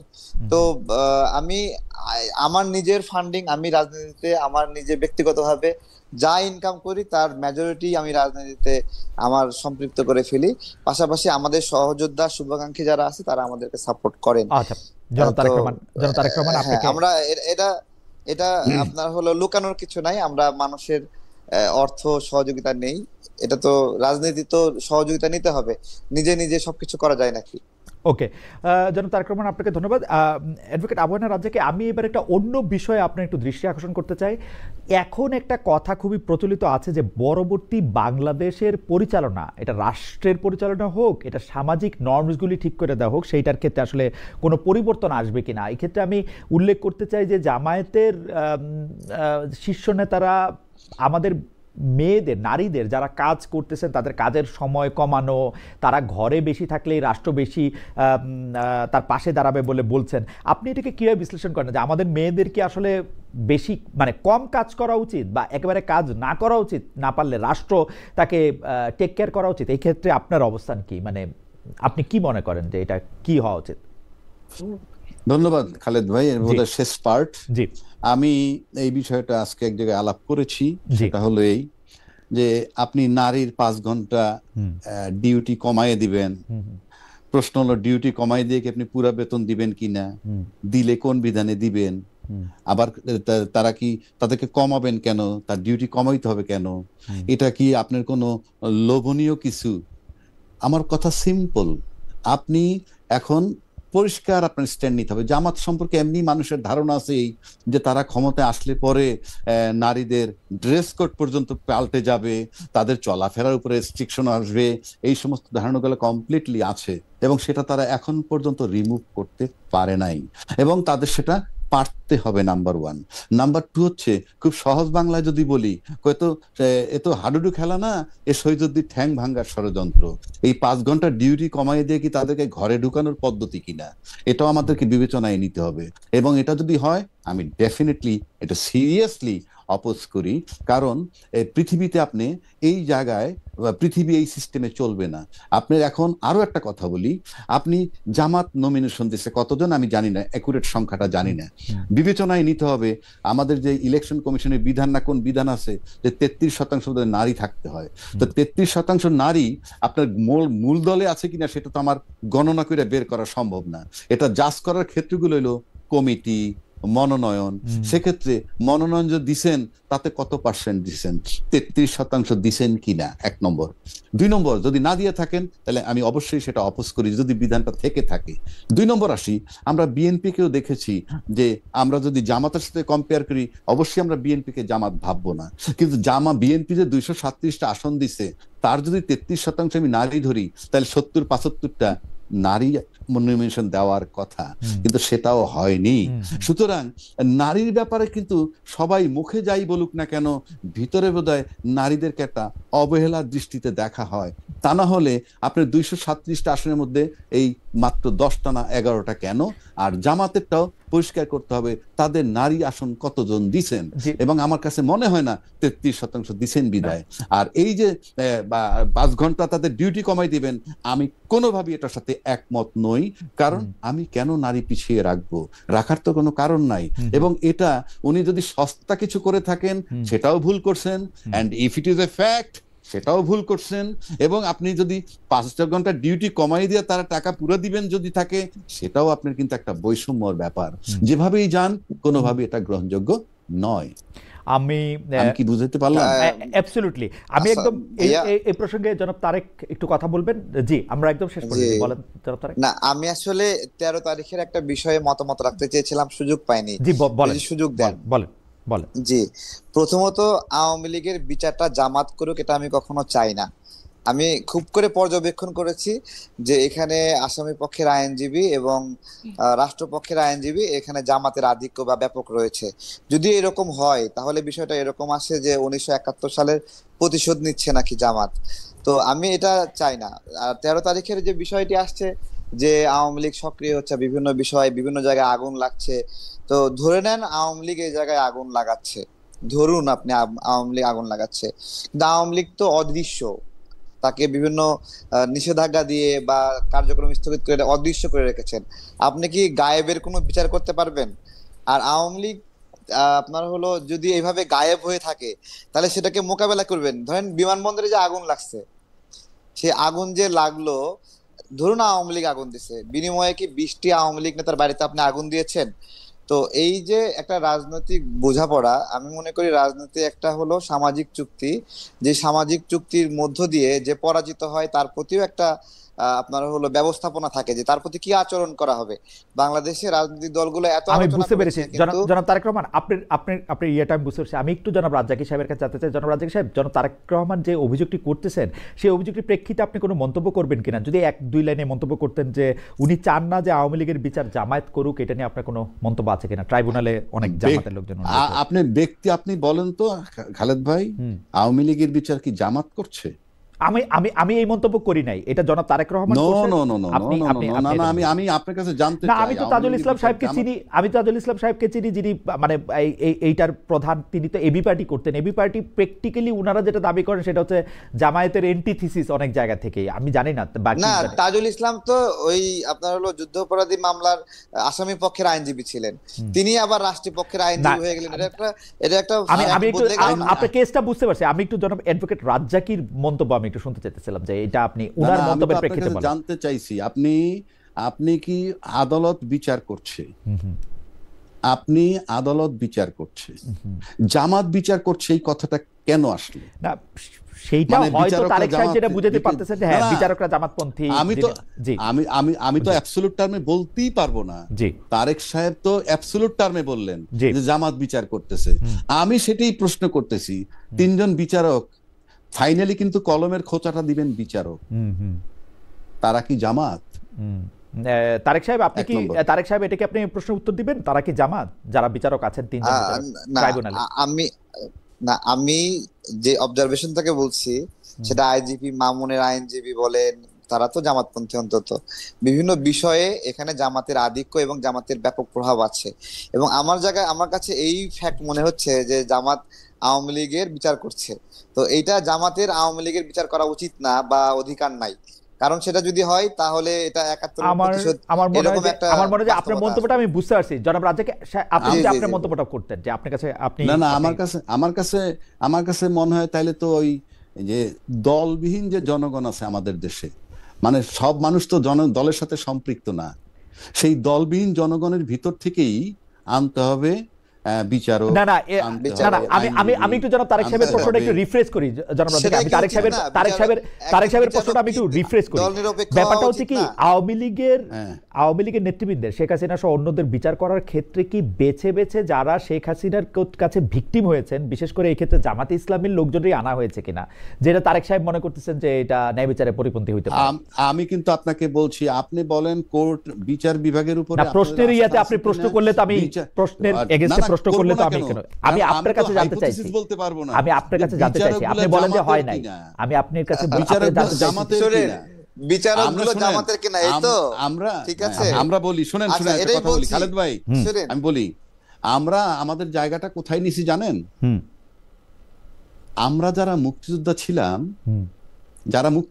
71 সালে, মানে আমি আমার রূপকর্তে বলছি, রাইট, যারা মুক্তিযোদ্ধা ছিলাম তাদের জন্ম কিন্তু সব পাকিস্তানে, এবং মুক্তিযুদ্ধের পক্ষের শক্তি যারা দীর্ঘদিন দেশ শাসন করার পর কিন্তু দেশ ছেড়ে চলে যেতে হয়েছে। কেন যেতে হয়েছে সেই আলাপের কোনো দরকার নেই। আর আজকে যারা স্বাধীনতার পরে জন্ম নিছে তাদেরকে আমরা রাজাকার বলছি। মানে আমার কাছে সূত্রটা কি? মানে আপনি যে বলতেছেন, আপনি অ্যাকশন দেখেন না। রাজ্জাকি আপনি ভাই, না না আমি বলি, তারেক আপনি ভাই আমার শুনেন, বড় ভাই, শুনেন। শুনেন, আপনি না আমার না বড় ভাই, না জাস্ট না 30 তারেক ভাই সেকেন্ড শুনেন, সুযোগ দেন যদি। আচ্ছা আমি 30 বলেন, সেকেন্ড সুযোগ দেন, আমি বলিনি, 30 আমি সেকেন্ড, বলিনি। 30 সেকেন্ড, আচ্ছা বলেন, 30 সেকেন্ড। জি জি হ্যাঁ, বলেন, দেখেন, ঠিক আছে। দেখেন, আমাদের বয়সের যুবকদেরকে রাজাকার বলা হয় না, বলা হয় যে বলে যে গোলাম আজমের বাংলা স্লোগান দেয় তাকে ওই ওই একই ধরনের ট্যাগিং করা হয়। যে কিন্তু গোলাম আজম তো নিজে কখনো এই বাংলাদেশ চাননি, সে বলেওনি কখনো আমার সোনার বাংলা বা এই বাংলা আমার, না না তাই না? সেই না না জন্যই কিন্তু ওটা না না ওটা এই আমি স্লোগানটা আমি একটু যখন আমি একটু জাতীয় আমি একটু সঙ্গীত গাইতে অ্যাডভোকেট বাধা দিচ্ছে, রাজ্জাকির আমরা একটু অ্যাডভোকেট রাজ্জাকির যে জাতীয় আর্গুমেন্টটা সঙ্গীত গাইতে বাধা আর্গুমেন্টটা আমি দিচ্ছে, শুনতে তাকে আপনি কি চাইতেছি। বলবেন বলেন? আর্গুমেন্টে কি মানে জাতীয় যারা যারা জাতীয় স্বাধীনতার সঙ্গীত পরে গাইতে জন্মাইছে যে তাদেরকে মানে সেইটা নিয়ে আপনি মানে মানে তাদের আমি জন্মানোটা যেহেতু না, না, পরে সেটা বলতে না, চাইতেছে। না না আমি বলি হ্যাঁ, আপনি যদি argument কি? মুক্তিযোদ্ধা রাজাকারের সঙ্গে আজকে আনতে চান, হ্যাঁ, আমি এটা আমার কিন্তু এটা হাইপোথিসিস বা একাডেমিক বলতে পারেন। জি জি বলেন। 71 সালে যারা রাজাকার ছিল হ্যাঁ, তারা কি? তারা ছিল তখন যারা স্বাধীনতা চেয়েছে তাদের বিরুদ্ধে, হুম, এবং যারা পশ্চিমারা আমাদেরকে গুলি করে মারছে তাদের পক্ষ অবলম্বন করছিল রাজাকাররা। হুম, এবং তখন তো সেটা পাকিস্তান ছিল, দুইটা দেশ ছিল না। হুম, দুইটা দেশ তো হলো 71 সালের 16ই ডিসেম্বর। হুম।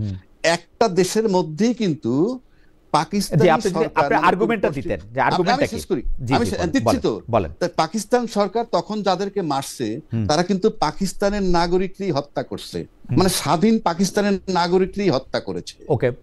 এবং সেই হত্যাকে যারা সমর্থন করেছে হুম, তারা হইল রাজাকার। হুম, আজকে যদি বাংলাদেশের 2024-এর ঘটনা আপনি আনেন, তাহলে এই সরকার বসে কিন্তু এই স্বাধীন দেশের স্বাধীন নাগরিককে হত্যা করেছে। সেই স্বাধীন নাগরিককে হত্যা করার পরেও তখনকার মিডিয়ায় যারা যারা ওই সরকারকে সমর্থন করেছিল তাদেরকে অবশ্যই এই যুগের এই সময়ের রাজাকার বলতে হবে। আর Fine. তখন যারা ওই ওই ফ্যাসিস্ট সরকারের বিরোধিতা করছে, সে যদি রাজাকারের নাতিও হয়ে থাকে, সে এই সময়ের মুক্তিযোদ্ধা। ওকে। মানে আপনি এইভাবে সংজ্ঞায়নটা করতে চান, তাই তো? ডেফিনেটলি, কারণ দুইটা সময় কিন্তু স্বাধীন দেশের লোকেরা সরকার হত্যা আপনি কি করেছে। জামায়াতে ইসলামী বাংলাদেশের রাজনৈতিক ইতিহাসে যে জামায়াতে ইসলামী ফ্যাক্টরটা আছে সেটাকে এইভাবেই ডিল করতে চান? নো, ওটাকে আমি এভাবে নিচ্ছি। আমি বলছি দুইটা স্বাধীন দেশেই সরকার স্বাধীন লোককে হত্যা করেছে। ওকে। দুইটা স্বাধীন দেশে সরকার স্বাধীন দেশের লোককে হত্যা করেছে। বাংলাদেশের সরকারও দেশের স্বাধীন স্বাধীন স্বাধীন সাধারণ মানুষ এই দেশের লোককে হত্যা করেছে। ওকে। এবং তখন যে যারা এই হত্যার পক্ষপাতিত্ব করেছে সেটাকে আপনি কিভাবে নেবেন? আচ্ছা আচ্ছা, না না, সেইটা আপনার সংজ্ঞা আমরা বুঝতে পেরেছি। জনাব তারেক, আপনি আমরা একদম শেষ পর্যায়ে আছি। আমরা আমি এই বিষয়ে একটু বলছি। জি, একটু বলেন। এই বিষয়ে একটু বলছি। জি জি। হ্যাঁ, দেখুন দেখুন আপনার হলো জামাত যেটা করেছে বাংলাদেশের জন্মের বিরোধিতা করেছে, এবং তারা বাংলাদেশের, আচ্ছা ঠিক আছে, রং হতে পারে, আপনি বলেন, কিন্তু আমি জিনিসটা বলি, আমি জিনিসটা যেটা বলি, আমরা এই প্রসঙ্গটাতে কেন আসলাম? আজকে তো জামাত ইসলামীর কেউ আমাদের সঙ্গে নাই। না, ওই যে বিচার থেকে আসছি, বিচার থেকে আসছে। জামাতের, আচ্ছা ঠিক আছে, আসলেন কেন? জামাতের করা উচিত না। ঠিক আছে, আপনি তাহলে আপনার বক্তব্যটা শেষ করেন, আমরাও একটা। হ্যাঁ, আওয়ামী লীগের বিচার না, আমি বলছি দুটার একটা পার্থক্য আছে। আওয়ামী লীগ নিজে ক্ষমতায় থাকার জন্য কিছু মানুষকে হত্যা করেছে, কিন্তু জামাত তো এই দেশের ক্ষমতা, এই দেশের মানুষের ক্ষমতা, জনগণের ক্ষমতা পাকিস্তানের হাতে তুলে দেওয়ার জন্য লড়াই করছে। দুটোর তো পার্থক্য আছে। ওকে, আপনি কি আর নতুন কোনো বক্তব্য আছে? এখানে তো শেখ হাসিনার কাছে ক্ষমতা রাখার জন্য না, কিন্তু আমার প্রশ্ন হচ্ছে, অ্যাডভোকেট রাজ্জাকি, আমার প্রশ্নটা হচ্ছে, এই যে জামাত যে এখন ক্ষমতায়, ভাই জামাত টানতেছেন কেন আমাদের এই আলোচনাতে? এটা আচ্ছা ঠিক আছে, উনি জামাতটাকে টানতেছিলেন, জামাতে ইসলামীর লয়াররা বা বিচারকরা আওয়ামী লীগের বিচার করতেছেন কিনা, সেই ক্ষেত্রে বিচারকরা জামাতের কিনা? হ্যাঁ, বিচারকরা জামাতের কিনা? বিচারকরা জামাতের কিনা? আচ্ছা, বিচারকরা জামাতের কিনা এটা বলতে আমি ভয় পাচ্ছি। ঠিক আছে, এটা আমরা এই আলোচনার মধ্যে আমরা নাই। তবে আমি জনাব তারেক রহমান আপনার কাছ থেকে আশা করব যে আপনি যখন যে বিষয়ে কথা বলবেন সেই বিষয়ে আপনার আসলে সম্যক একটা জায়গা থাকবে। আমি শেষ করতে চাই, জনাব তারেক রহমান, আপনি আসলে বাংলাদেশের রাজনীতি, সামাজিক নর্মস এবং অর্থনৈতিক কোডগুলি আসলে কি দেখতে চান, এইটা যদি আমাদেরকে কথা বলেন। সেই ক্ষেত্রে আমাদের আলোচ্য বিষয় হচ্ছে যে আমাদের আসলে পার্লামেন্টের ডিবেটটা কেমন হবে, কে আসলে ক্ষমতা করবে, নারী পুরুষ শিক্ষা সেগুলির ক্ষেত্রে কি হবে। অ্যাডভোকেট রাজা কিন্তু স্পষ্ট বললেন যে জামাতে ইসলামী যেরকম বলতেছে যে 5 ঘন্টা করবে, কাজের ক্ষেত্র কমাই দিবে, নারীদের ক্ষেত্রে সেটা তিনি একেবারেই সমর্থন করেন না এবং একেবারেই তিনি এদিকে যাইতে চান না। আপনার অবস্থানটা আমরা একটু শুনতে চাই, তারপর আমরা অ্যাডভোকেট রাজাকের কাছে শুনবো। আমি মনে করি জামাতের যে স্টেটমেন্ট নারীদের বিষয়ে, জি। যে নারীদেরকে হলো কর্মঘণ্টা কম দেবে, বেসিক্যালি তারা কর্মের পরিবেশ থেকে নারীকে দূরে রাখতে চায়, এটা হলো আমার কাছে যেটা মনে হয়। এবং তারা কিন্তু সেটা পরে আবার সাইন দিল ওইটা ভাবে যে নারীরা ঘরে কাজ করলে তাদেরকে সম্মানিত করা হবে। তো আমাদের এখানে নারীদের মূল সংকটের জায়গায় কিন্তু নারীদের ক্ষমতায়নের জায়গা থেকে, যে তাদের অর্থনৈতিক সমস্যা, তারা ইনসিকিউর ফিল করে, যেটা যেটা একটা পশ্চিমা দেশে অথবা কল্যাণ রাষ্ট্রে একটা নারী তার অর্থনৈতিক নিরাপত্তা পায়, আমাদের এখানে অর্থনৈতিক নিরাপত্তা না পাওয়ার কারণে কিন্তু তারা দীর্ঘদিন ঘরে নির্যাতিত হওয়ার পরেও সেখানেই পড়ে থাকে এবং আঁকড়ে ধরার চেষ্টা করে। তার এখানে ছাড়া যাওয়ার কোনো উপায় নাই, সে তার বাবার বাড়িতে যেতে পারে না, কোথাও যেতে পারে না, তার কোনো পুরো দুনিয়া তার জন্য ব্ল্যাঙ্ক আউট হয়ে যায় যখন সে ডিভোর্সের সম্মুখীন পড়ে।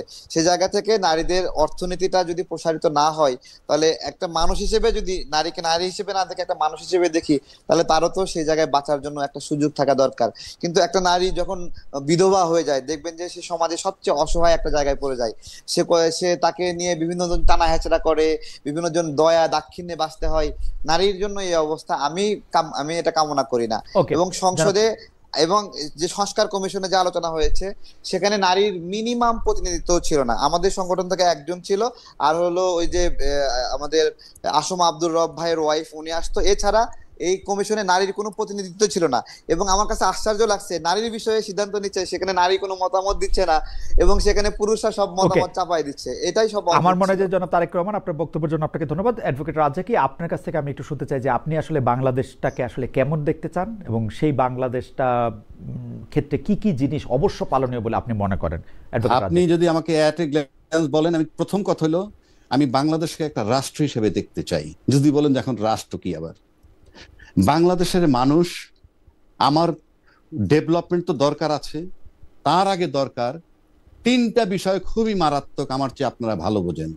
মানুষের ব্যক্তির, মানুষের জান, মানুষের মাল, মানুষের বাক স্বাধীনতা, মানুষের স্বাধীনভাবে চলাফেরার ক্ষমতাটা, যেটা আমরা দীর্ঘ 53 বছরে আজ পর্যন্ত এস্টাবলিশ করতে পারিনি। সুতরাং দেশকে আগে রাষ্ট্র বানাতে হবে। আর রাষ্ট্র বানানোর একটা সবচেয়ে সস্তা যে কথাটা বললাম, সহজ যে কথাটা, সেটা হলো এই মানুষের জানমালের নিরাপত্তা, স্বাধীনভাবে চলাফেরার নিরাপত্তা এবং তার কি বলে স্বাধীনভাবে চলাফেরার কথা এবং তার বাক স্বাধীনতা এনশিওর করতে হবে। এবং এনশিওর করলে রাষ্ট্র, একটা দেশ একটা রাষ্ট্র হবে। আগে দেশটাকে রাষ্ট্র বানানো হোক, তারপরে চিন্তা ভাবনা। আর রাষ্ট্রের কতগুলো বেসিক জিনিস থাকবে যেগুলো কখনোই পরিবর্তন হবে না। রাষ্ট্রের ফরেন পলিসি, রাষ্ট্রের প্রতিরক্ষা নীতি, রাষ্ট্রের অর্থনীতি চেঞ্জ হইতে পারে বিভিন্ন জনের বিভিন্ন চিন্তায়, কতগুলো বেসিক জায়গায়। যেমন আমার সার্বভৌমত্ব এখন পর্যন্ত কমপ্লিট হয় নাই। একটা স্বাধীন দেশে যখন 57 জন সেনা অফিসার মরে যায় আর বাকি সেনারা বসে থাকে চুপচাপ, এটা সার্বভৌমত্ব হ্যাম্পার। স্বাধীন দেশে যখন 10 লাখ রোহিঙ্গা ঢুকে যায়, গোটা দেশ নীরব থাকে, এটা সার্বভৌমত্বের ব্যাপার। সবকিছু দিয়ে আনেন, তাহলে এইভাবে চিন্তা করতে, দেশকে আগে রাষ্ট্র বানান। কিভাবে বানাবেন সেটা, এখানে চলে শুধুই ক্ষমতার লড়াই, কোনো শর্ত নাই, শুধু ক্ষমতায় যাব এবং গোজামিল দিয়ে আমি ক্ষমতায় যেতে চাই। অ্যাডভোকেট আবু হেনা রাজ্জাকী এবং জনাব মোহাম্মদ তারেক রহমান, আপনাদের দুজনকে অনেক ধন্যবাদ। অনেকগুলি প্রশ্নের এবং আলোচনার উৎসের ক্ষেত্রে আপনারা মনোযোগ দিয়েছেন, আপনাদের মতামত দিয়েছেন। আমরা দর্শকরা অনেক বেশি আলোকিত হয়েছেন বলে আমরা বিশ্বাস করি। আপনাদের দুজনকে অনেক ধন্যবাদ জানিয়ে আজকের অনুষ্ঠান এখানেই শেষ করছি। আপনাদের অনেক অনেক অনেক ধন্যবাদ।